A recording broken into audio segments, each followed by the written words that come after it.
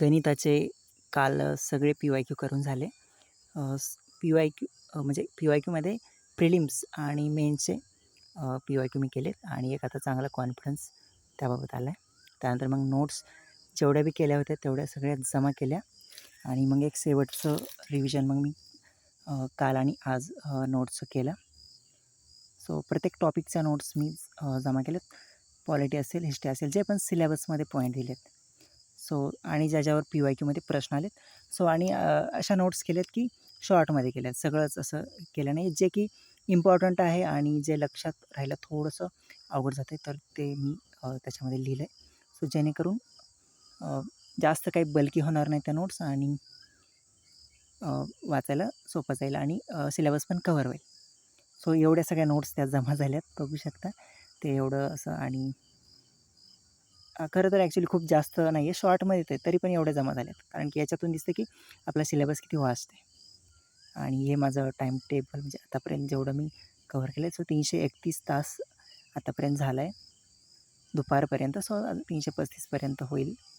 So computer असेल, लोकसेवा हक्क, RTI सगळ्या टॉपिकचे एक सेपरेट मी नोट्स केल्यात आणि शॉर्टमध्ये असून पण एवढेच जमा झाले. सो एक कॉन्फिडन्स आलेला आहे. कारण की थोडक्यात जरी असलं तरी सगळं टॉपिक्स कव्हर केले आणि एका दिवसात एवढ्या वाचून होत्या त्या सगळ्या नोट्स आणि त्यामुळे कॉन्फिडन्स आलेला आहे. सो सो खूप जास्त वेळा रिव्हिजन नोट्समुळे शक्य झाले. त्यामुळे नोट्स मला वाटते की महत्त्वाच्या आहेत. कुठली पण एक्झाम असो, राज्यसेवेला पण मी अशाच नोट्स केल्या होत्या राज्यसेवा मुख्यसाठी आणि त्याचा फायदा झाला होता. सो ह्या नोट्स अशा इम्पॉर्टंट आहेत. सो 2 दिवस बाकी आहेत कंबाईन मेन्ससाठी आणि जेवढं बेस्ट देता येईल तेवढं मी आतापर्यंत दिलं आहे. सो 2 दिवस आहेत, जेवढा शक्य होईल तेवढा अभ्यास करेल मी. खूप काही जास्त स्ट्रेस नाही घेणार. उद्या तर ट्रॅव्हलिंगमध्ये असणार आहे मी आणि परवाच्या दिवशी थोडंसं नोट्स वगैरे काय थोडंसं मी करेल. पण जास्त काही शक्य नाही आहे, म्हणजे खूप काही करणं पण गरजेचं नाही आहे. कारण की वास्ट सिलेबस आहे आणि एका दिवसात कव्हर होत नाही आहे. सो जस्ट रिकामं बसण्यापेक्षा काही ना काही करेल. पण जेवढं पण मेजर काय करायचं होतं ते मी आता केलं आहे.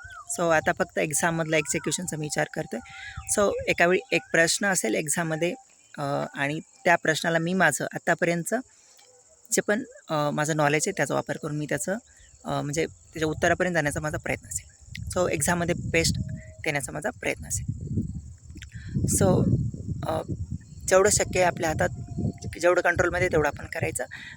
प्रोसेसचा भाग आहे आणि हे प्रोसेसमध्ये आपण राहायचं आणि प्रोसेस एन्जॉय करायचं, हे असं मला वाटतं आहे आणि असंच माइंडसेट पाहिजे.